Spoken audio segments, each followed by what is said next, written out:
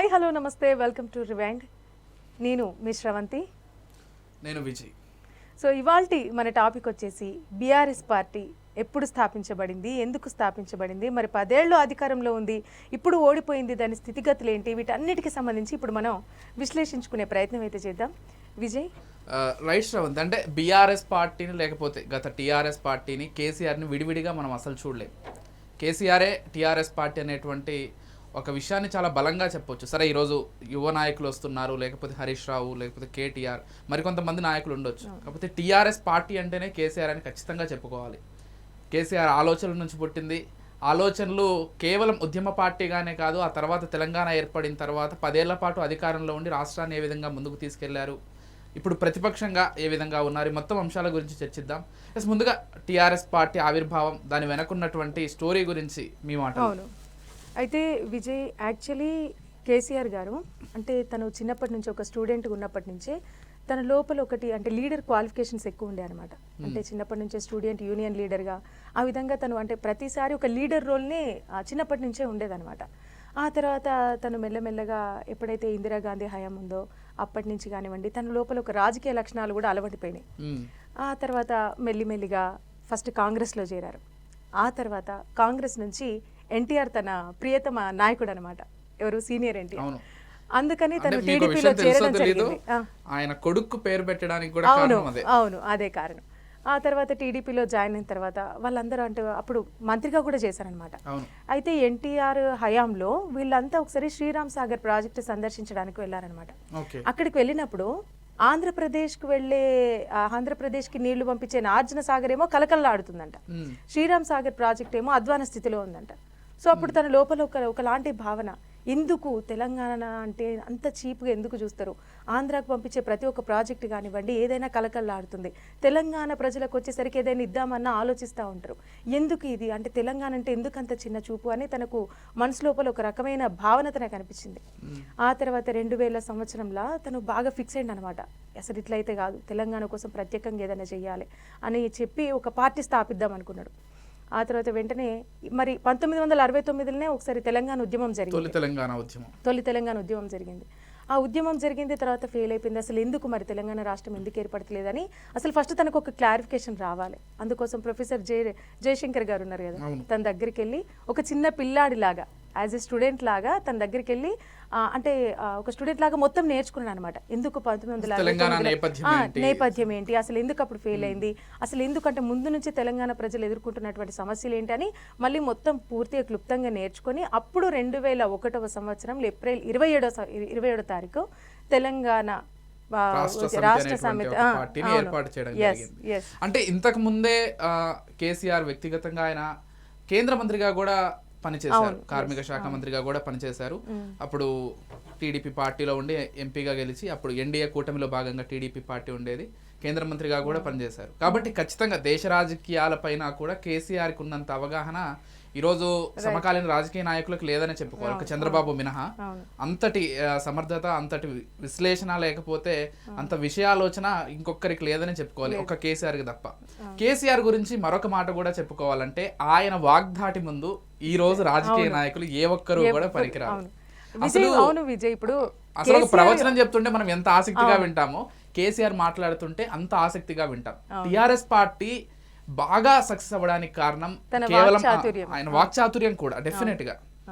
ఇకపోతే ఉద్యమ పార్టీగా టిఆర్ఎస్ ప్రస్థానం ఏంటనేది ఒకసారి మనం చర్చించుకున్నట్లయితే, యూపీఏ కూటమితో అంటే ఆ రోజు కాంగ్రెస్ కూటమిలో ఆయన భాగంగా పనిచేశారు. ఆ తర్వాత కొన్ని రోజుల పాటు ఎలక్షన్స్ ముందు తెలుగుదేశంతో కూడా పొత్తు పెట్టుకోవడం జరిగింది. ఇదంతా జరుగుతున్న క్రమంలోనే వైఎస్ రాజశేఖర రెడ్డి సడన్ గా ఆయన మరణించడం హెలికాప్టర్ ప్రమాదంలో, ఆ తర్వాత రాజకీయాలు ఒక్కసారిగా మారిపోయాయి. చాలా మంది కూడా అప్పుడు ఏమైందంటే విజయ్, యాక్చువల్ అంటే మీకు కూడా తెలిసి ఉంటుంది, అంటే కాంగ్రెస్ పార్టీ వాళ్ళు అన్నారనమాట, మీ పార్టీని మా లోపల కలపండి, మేము మీకు ప్రత్యేక రాష్ట్రం ఇస్తామని చెప్పడం, తనను అంటే ఇవ్వకపోవడం, అంటే ఇస్తామని చెప్పడం, తర్వాత అయ్యో నన్ను మోసం చేశారు అన్న ఫీలింగ్ తనకు రావడం, ఈ విధంగా అయ్యేసరికి మళ్ళీ సపరేట్ అయిపోవడం, ఇదంతా జరిగిపోయింది అప్పుడు. ఇంకా మనకందరికీ తెలిసిందే, రాజశేఖర రెడ్డి గారి మరణానంతరం రాజకీయ పరిస్థితులు ఒక్కసారిగా ఆంధ్రప్రదేశ్ రాష్ట్రంలో, అప్పటి ఉమ్మడి ఆంధ్రప్రదేశ్ రాష్ట్రంలో మొత్తం మారిపోయాయి. కొన్ని రోజుల పాటు రోషయ్య ముఖ్యమంత్రిగా పనిచేస్తారు, తర్వాత కిరణ్ కుమార్ రెడ్డి ముఖ్యమంత్రిగా పనిచేశారు. ఇక్కడే కొన్ని సంఘటనలు జరిగాయి శ్రవంతి. కిరణ్ కుమార్ రెడ్డి ముఖ్యమంత్రిగా వ్యవహరించినప్పుడు కొంత తెలంగాణ ప్రాంతానికి వ్యతిరేకంగా, అంటే అక్కడ తెలంగాణ నాయకులు రెచ్చగొట్టడం వల్ల, ఇతర కారణాల వల్ల తెలంగాణ ప్రాంతానికి నీళ్లనివ్వము, నిధులనివ్వము, ఏం చేసుకుంటారో చేసుకోండి అనేటువంటి కొంత పరుష పదజాలం అసెంబ్లీలో వాడడం తోటి అవన్నీ కూడా బెనిఫిట్ అయ్యాయి. ఇంకా అప్పటికి కొంత సహిస్తూ వస్తున్నటువంటి తెలంగాణ ఉద్యమం ఒక్కసారిగా ఉవ్వెత్తున ఎగిసిపడిందని చెప్పాలి. దానికి తోడు హైదరాబాద్ ఇవ్వమని చెప్పేసి, అవును, తలకాయ లేని తెలంగాణ మాకెందుకు అని చెప్పి గొడవలు, అవును, ఉమ్మడి రాజధానిగా చేయాలనేటువంటి కొన్ని డిమాండ్స్ కూడా వినిపించాయి. ఏదేమైనప్పటికీ పూర్తి తెలంగాణను ఖచ్చితంగా ఇవ్వాల్సిందే అనేటు కేసీఆర్ కావచ్చు, లేకపోతే టీఆర్ఎస్ లో ఉన్నటువంటి అనేక మంది చాలా గట్టిగా పోరాడారు. ఆ రోజు కాంగ్రెస్ గట్టిగా పోరాడడానికి వీలు లేకుండా పోయింది. ఎందుకంటే వాళ్ళ అధికారంలో ఉన్నటువంటి పార్టీ, ఢిల్లీ పెద్దలకు వ్యతిరేకంగా వెళ్ళలేనటువంటి పరిస్థితి. తెలుగుదేశం పార్టీ రెండు రాష్ట్రాలు కాబట్టి వీళ్ళను బాధ పెట్టలేదు. అవును, మరోవర్ తెలుగుదేశం కూడా పేరులోనే తెలుగుదేశం ఉంది కాబట్టి రెండు రాష్ట్రాలకు సంబంధించిన పార్టీ, అది కూడా తెలంగాణని పూర్తిగా సపోర్ట్ చేస్తూ ఆంధ్రాకు వ్యతిరేకంగా వెళ్ళలేనటువంటి పరిస్థితి. ఆ రోజు ఏకైక పార్టీ చాలా బలంగా పోరాడిందంటే అది ఖచ్చితంగా టీఆర్ఎస్ పార్టీ అని చెప్పుకోవాలి. సరే, ఆ తర్వాత పరిణామాలు మనం చూసుకున్నట్లయితే అక్కడ ఢిల్లీ పెద్దలైనటువంటి సోనియా గాంధీ అంగీకరించడం, తెలంగాణ రాష్ట్రం ఏర్పడడం, ఇదంతా కూడా చాలా మంది కూడా విద్యార్థులు వాళ్ళు బలిదానం చేసుకోవడం, ఇదన్నిటికీ ముఖ్య కారణం. అవును, డెఫినెట్ గా. అండ్ కేసీఆర్ చేసినటువంటి నిరాహార దీక్ష ఏదైతే ఉందో, పొట్టి శ్రీరాములు గారిని ఇన్స్పిరేషన్ గా తీసుకొని ఆ నిరాహార దీక్షలో దాదాపు కేసీఆర్ చావు వరకు వెళ్ళొచ్చారనేటువంటి విషయం కూడా మనందరికీ తెలిసిందే. నిజంగానే చాలా బక్క చిక్కిపోయి ఇక బ్రతకడేమో అన్నటువంటి ఒక టైంలో కేంద్ర పెద్దలు వచ్చి ఒప్పించి ఆయన్ని, లేదు తెలంగాణను ఏర్పాటు చేసుకుందాం, మీ ప్రాణ త్యాగం వల్ల. మధ్యలో బలవంతంగా నిమ్మరసం తాగించినాక కూడా చాలా మంది, అంటే ఇప్పుడు అమరులు చాలా మంది విద్యార్థులు కూడా శ్రీకాంతాచారి తను పంపించుకొని ఆ విధంగా చేయడం, అతని చావును చూసి ప్రతి ఒక్కరు కూడా ఎవరికి వాళ్ళు బలిదానం చేసుకోవడం, ఇదంతా అంటే అసలు తెలంగాణ ఏంటంటే మొత్తం ఒక రణరంగంగా మారిందనే చెప్పొచ్చు అసలు ఆ టైంలో. ఇదంతా చూసి సోనియా గాంధీ గారు అంటే చెల్లించిపోయి ఇంకా ప్రత్యేక తెలంగాణ రాష్ట్రం ఇచ్చేద్దామని వాళ్ళు ఫిక్స్ అవ్వడం. సో ఇక్కడ ఒక పరిణామం, చాలా విచిత్రమైన పరిణామాలు కొన్ని చోటు చేసుకున్నాయి. మీరు ఇందాక చెప్పినట్లుగా టీఆర్ఎస్ ను విలీనం చేస్తాను ఖచ్చితంగా అనేటువంటి మాట కూడా ఆ రోజు కేసీఆర్ చెప్పడం జరిగింది. కాకపోతే తెలంగాణ స్వరాష్ట్రం అయిన తర్వాత ఆనాటి రాజకీయ పరిస్థితులు దృష్టిలో పెట్టుకుని కాంగ్రెస్ లో విలీనం చేస్తే తెలంగాణకు మళ్ళీ అన్యాయం జరుగుతుంది అనేటువంటి కొన్ని ఆలోచనలతోటి కేసీఆర్ తన సొంత పార్టీని అలాగే పెట్టి తర్వాత తెలంగాణ ఏర్పడిన తర్వాత అఖండ విజయాన్ని సాధించడం కూడా మనందరికీ తెలిసిందే. దాదాపు చాలా మంది ఏమనుకున్నారంటే కాంగ్రెస్ పార్టీ అటు కేంద్రంలో రాష్ట్రంలో అధికారం ఉండి తెలంగాణ ఏర్పాటు జరగడం జరిగింది కాబట్టి ఖచ్చితంగా కాంగ్రెస్కి క్రెడిట్స్ వెళ్తాయి, టీఆర్ఎస్ కొంతవరకు సీట్ శాతం సాధించుకోగలదేమో కానీ కాంగ్రెసే గెలుస్తుందని అనుకున్నారు. కాంగ్రెస్ స్ట్రాటజీ కూడా అలాగే ఉండేది. ఆంధ్రప్రదేశ్ని పూర్తిగా వదిలేసి తెలంగాణలో మనకు అధికారం దక్కుతుంది అనుకున్నటువంటి కాంగ్రెస్కి ఒక్కసారిగా షాక్ గురై ఇటు కేసీఆర్ పార్టీ అధికారంలోకి రావడం జరిగింది టీఆర్ఎస్. ఇక 10 ఏళ్ల తెలంగాణ టీఆర్ఎస్ పరిపాలనకు సంబంధించి కూడా చర్చించుకుందాం. మీరు ఎలా భావిస్తారు అసలు ఆ 10 ఏళ్ల పాటు ఎలా జరిగింది అనుకుంటున్నారు? అంటే వాస్తవానికి విజయ్, ఇప్పుడు నేను ఒక తెలంగాణ బిడ్డగా నాకేమనిపిస్తుంది అనేది నేను చెప్తాను.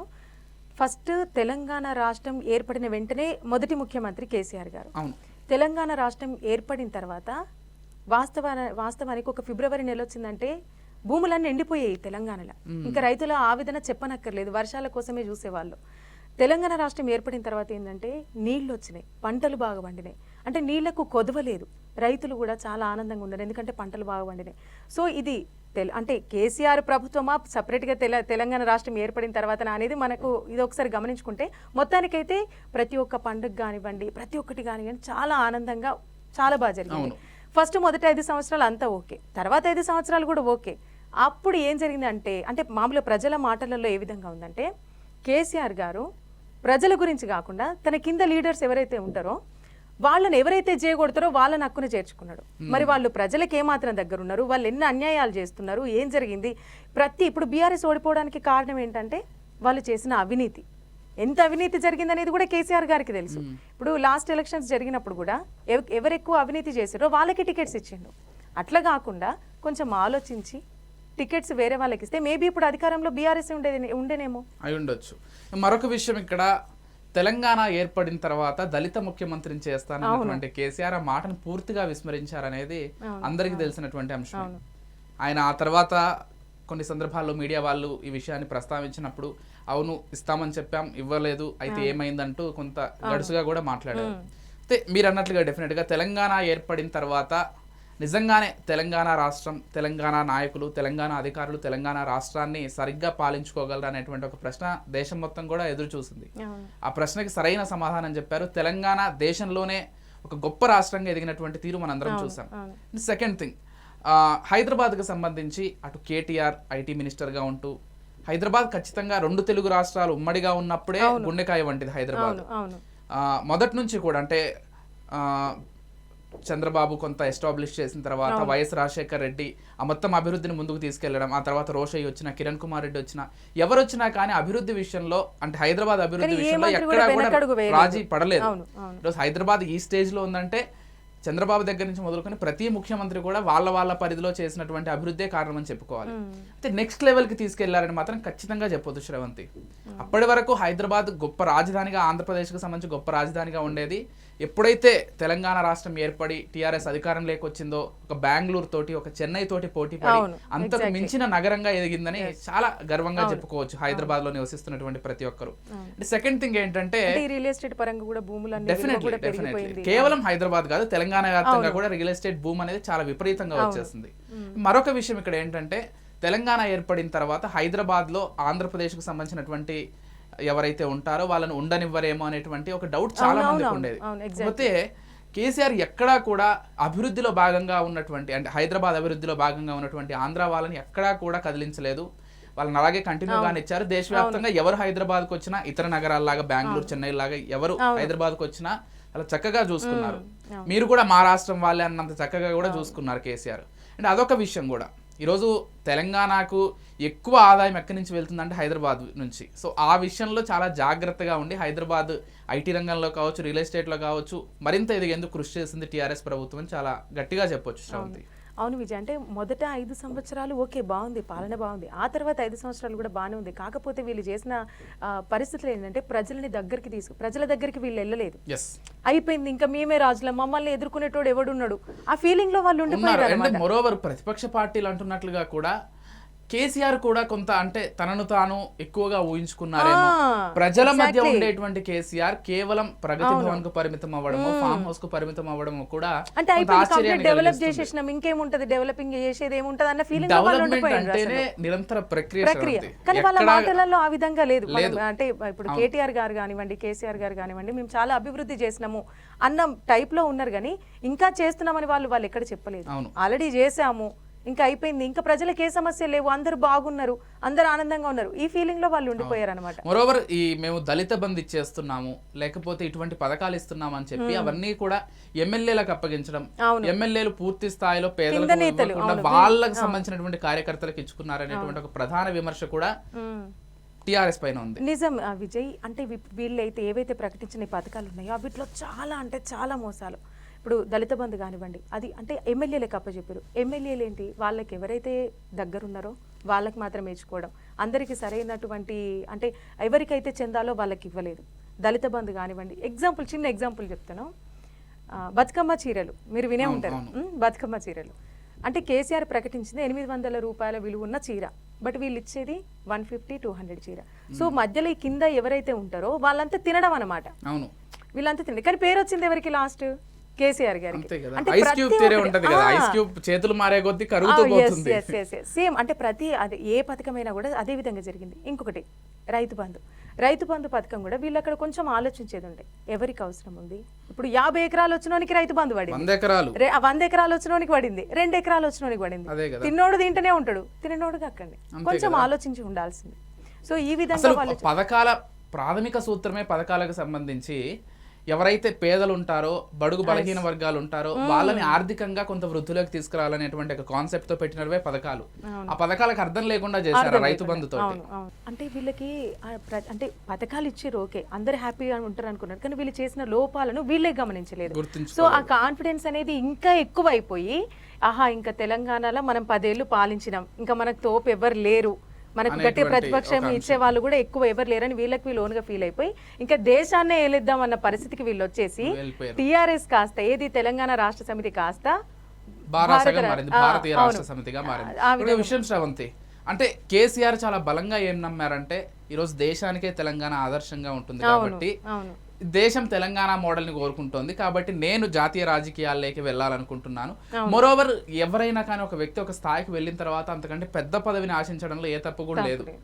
ఇక్కడ కేసీఆర్ కూడా ఇక ముఖ్యమంత్రిగా ఆయన ఫుల్ ఆన్ సాటిస్ఫై అయ్యారు. పూర్తిగా ఒక 10 ఏళ్ల పాటు ముఖ్యమంత్రి పదవిని అనుభవించారు, లేకపోతే దానికి సంబంధించి కృషి చేశారు, ఏదైనా జరిగి ఉండొచ్చు. ఆ తర్వాత నెక్స్ట్ లెవెల్కి వెళ్ళాలంటే తెలంగాణకు పరిమితం అయితే ఇంక అంతకు మించి ఎక్కడికి వెళ్ళలేరు. కాబట్టి ఉద్యమ పార్టీగా ఏర్పడినటువంటి అసలు తెలంగాణ రాష్ట్ర సమితి అంటేనే ఒక సెంటిమెంట్ ఉంటుంది చాలా మంది ప్రజలకి.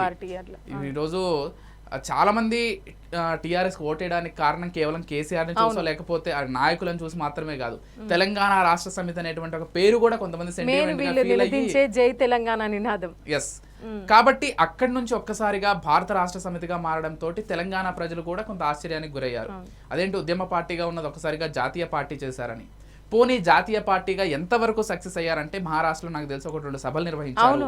ఆంధ్రప్రదేశ్ విశాఖపట్నంలో ఉన్నటువంటి తోటా చంద్రశేఖర్ ని జాయిన్ చేసుకొని ఆంధ్రప్రదేశ్ కర్ణాటకలో కూడా చేసి కర్ణాటకలో సభలు, అదే తెలంగాణ చుట్టుపక్కల ఉన్నటువంటి రాష్ట్రాలకు సంబంధించి సభలు నిర్వహించి చేద్దాం అనుకున్నారు. సో అదే టైంలో అసెంబ్లీ ఎలక్షన్స్ కూడా దగ్గర పడడంతో ఒకవైపు ఎంపీ ఎలక్షన్స్కి సంబంధించి టార్గెట్ చేద్దామా లేకపోతే అసెంబ్లీ ఎలక్షన్స్కి సంబంధించి టార్గెట్ చేద్దామా అన్నటువంటి ఈ క్రమంలో కొంత ప్రభుత్వాన్ని అంటే తెలంగాణలో ముందు ఎలక్షన్స్లో కొంత ఎలక్షన్స్కి ముందుకు వెళ్ళారు కాబట్టి ఈసారి కూడా 5 ఏళ్ళు ఫినిష్ అయిపోతుంది. ఎంపీ ఎలక్షన్స్తో అయితే ఖచ్చితంగా ఎమ్మెల్యే ఎలక్షన్స్ రావు, ముందుగానే వచ్చేస్తాయి అసెంబ్లీ ఎలక్షన్స్. కాబట్టి అసెంబ్లీ ఎలక్షన్స్ పైన ఫోకస్ చేద్దాం, మనం ఇక్కడ సక్సెస్ అయితే ఎంపీ ఎలక్షన్స్ లో కూడా ఇతర రాష్ట్రాల్లో పార్టిసిపేట్ చేద్దాం అనేటువంటి ఒక ఆలోచనతో కేసీఆర్ ఉన్నారు. కాకపోతే ఇక్కడ అసెంబ్లీలో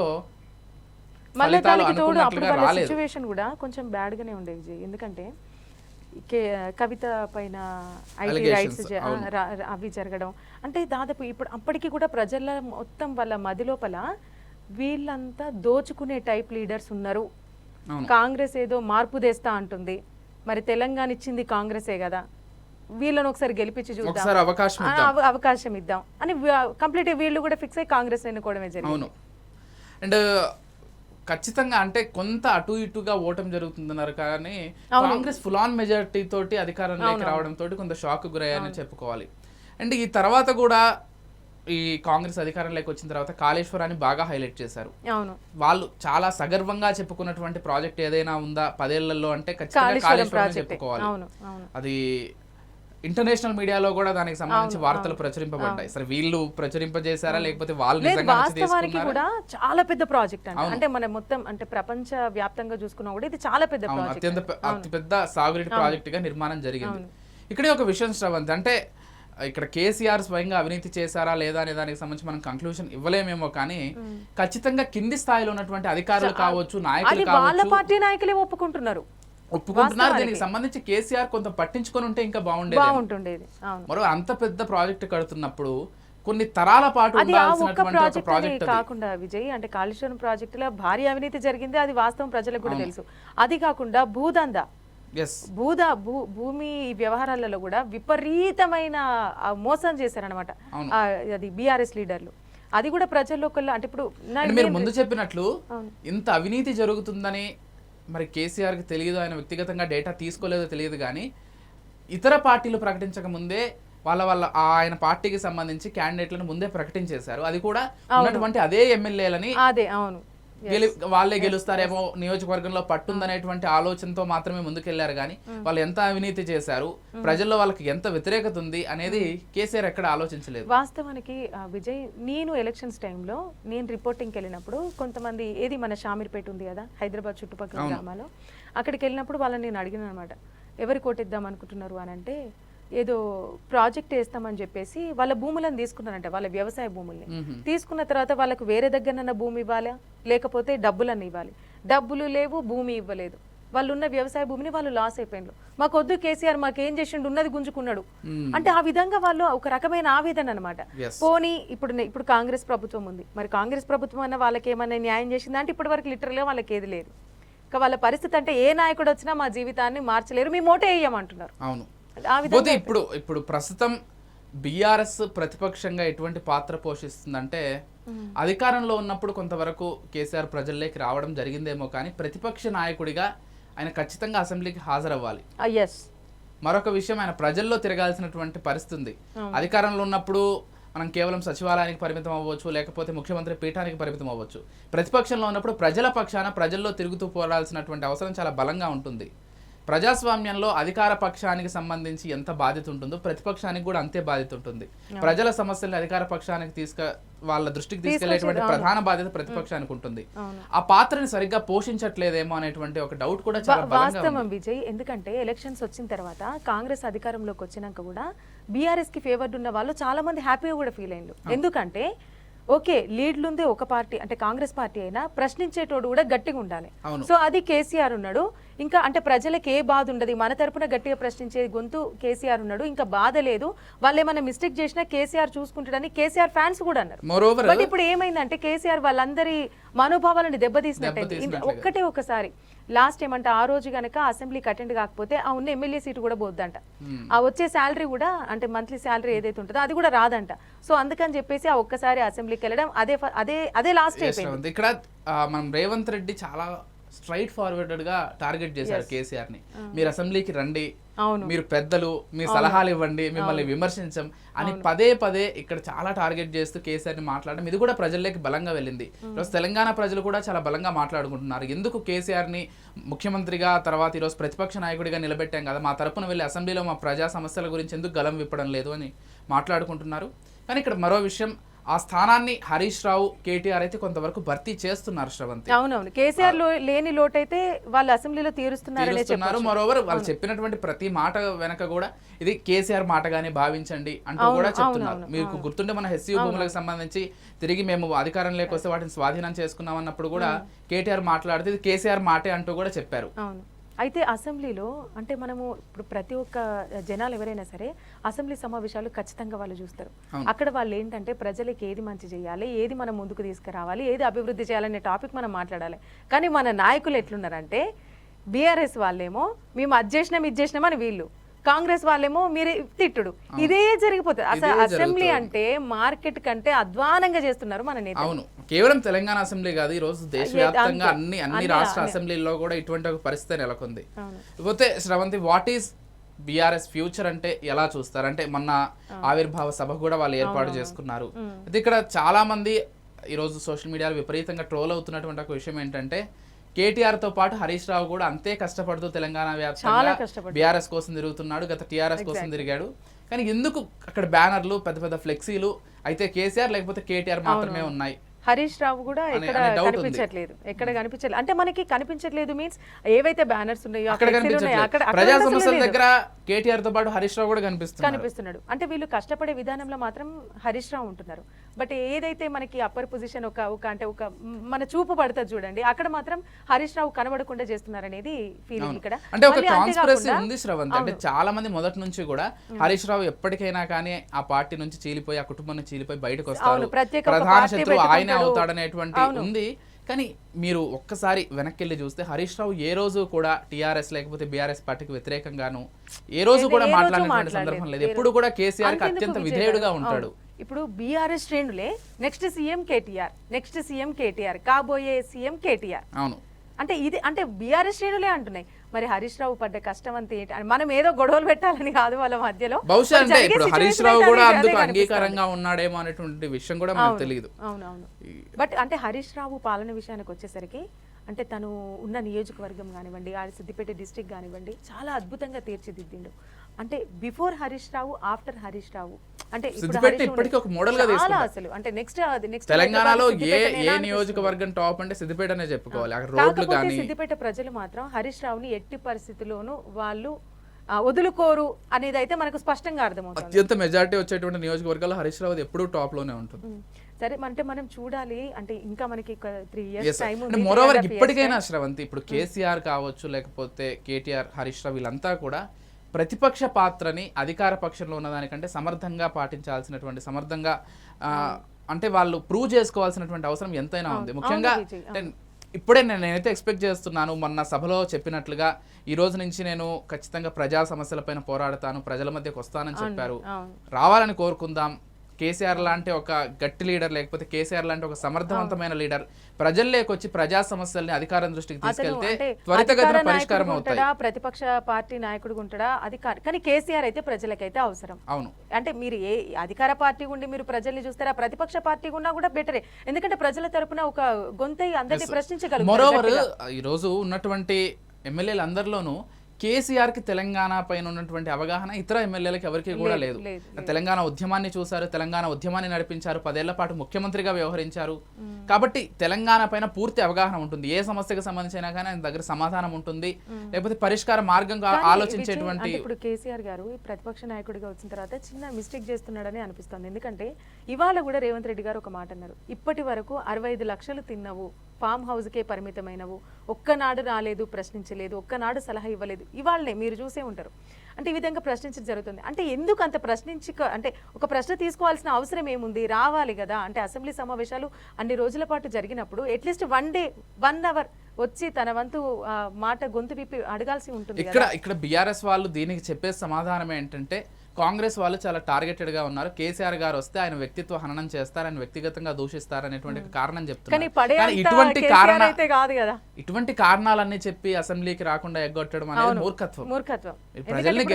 ప్రజలు గెలిపించింది మీరు మాటలు పడతారా, వాళ్ళు మాటలు పడతారా అని కాదు. అల్టిమేట్ గా ప్రజలకు ఏం మంచి చేయబోతున్నారు. ఇంకొక విషయం, ఆయన ప్రతిపక్ష నాయకుడిగా మాత్రమే కాదు, ఆయన గెలిచినటువంటి నియోజకవర్గానికి సంబంధించి కూడా ఆయనే ప్రాతినిధ్యం వహించాలి. నియోజకవర్గంలో ఏమైనా సమస్యలు ఉంటే అసెంబ్లీకి వచ్చి ప్రస్తావించాల్సింది కూడా ఆయనే. హోప్ఫుల్లీ ఆయన ఇప్పటి నుంచి అయినా ప్రజా క్షేత్రంలోకి వెళ్ళాలని, అసెంబ్లీకి వెళ్ళాలని కోరుకుందాం. ఇక బీఆర్ఎస్ భవిష్యత్తు గురించి మరి అది కేటీఆర్గా ఉండబోతోందా, నెక్స్ట్ ఎలక్షన్స్లో అధికారంలోకి రాబోతున్నారా, ఇవన్నీ కూడా ప్రశ్నలకు సమాధానం కోసం అయితే మరికొద్ది రోజులు, మరికొద్ది సంవత్సరాలు వేచి చూడాల్సింది ఇష్టం. అవును విజయ్, కాకపోతే ఏదేమైనా ఏ నాయకుడు పాలించినా, ఎవరు పాలించినా సరే ప్రజలకు కావాల్సింది మంచి, ప్రజలకు దగ్గర ఉండాలి. ప్రజాపాలన అంటున్నారు, ఏ నాయకుడు వచ్చినా ప్రజల వద్దకే పాలన అంటున్నారు. మరి ప్రజల వద్దకే పాలన అన్నప్పుడు ప్రజలకు ఏం కావాలి, వాళ్ళకి ఏదైతే కావాలి, డబ్బాష చూపించకుండా ఒక అభివృద్ధి చూడాలి. వాళ్ళు కూడా అభివృద్ధి చూడాలి. ప్రతి ఒక్కటి కూడా ప్రజల ముందుకే వాళ్ళకు కావాల్సి చూద్దాం. అంటే ఇప్పుడు కాంగ్రెస్ పార్టీ అధికారంలోకి వచ్చిన తర్వాత కూడా అనేక విషయాలు టార్గెట్ అవుతుంది. అవును, ఇప్పుడు లగచర్ల భూముల విషయంలో కావచ్చు, హెచ్సియు భూముల విషయంలో కావచ్చు, లేకపోతే హైడ్రాని, అంటే వాళ్ళ ఉద్దేశాలు మంచివై ఉండొచ్చు, కాకపోతే ప్రజల ఇమేజ్లో వాళ్ళు టార్గెట్ అవుతున్నారు. దాన్ని ఖచ్చితంగా ఇటు కేటీఆర్, హరీష్ రావు వీళ్ళందరూ కూడా క్యాచ్ చేసి వెంటనే మీడియా ముఖంగా లేకపోతే సభలు పెట్టి ఎండగడుతున్నారు కాంగ్రెస్ని. కాబట్టి వచ్చే ఎలక్షన్స్లో మరి బీఆర్ఎస్ఏ ఆ స్థానాన్ని భర్తీ చేయబోతోందా, లేకపోతే కాంగ్రెస్ మళ్ళీ తిరిగి అధికారంలోకి రాబోతోందా?